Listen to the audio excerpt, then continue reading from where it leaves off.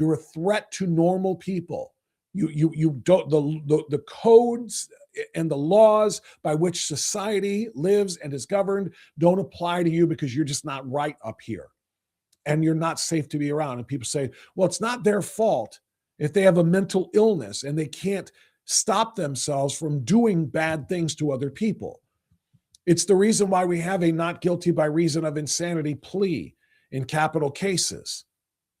And maybe in other, felony cases as well. I don't know. We always hear about them in murder cases.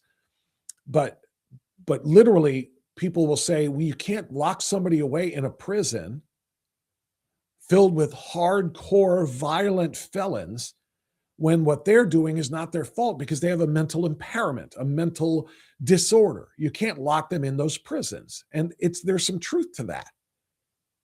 You got to put everybody like that in solitary. And then you say, well, that's cruel and unusual. And how they're left alone in there by themselves with nobody to talk to or see or interact with.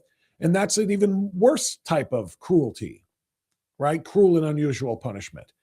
So if you can't put somebody who is a threat to the public in a prison because they're mentally unstable and that's what causes them to act out in public, you can't put them in a prison because they'll be harmed by the population of violent criminals who do it intentionally, not because of mental illness. And you can't keep them separated.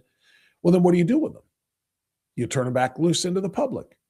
And then they stab the next person. And then the headlines go, so-and-so arrested 14 times for violent assaults back out on the streets, thanks to the left-wing judges who don't want to do the cruel and unusual thing by putting them in prison. And they're back out committing more crimes. Trump was right. The place for those people is in an institution. And I'm sorry about the image that we have when we think of mental institutions and insane asylums is probably Jack Nicholson in One Flew Over the Cuckoo's Nest. I'm sorry that when you think about, straitjackets and rubber rooms, so that people don't hurt themselves, and you think horrible, horrible way to treat people. Sorry, but what the hell else?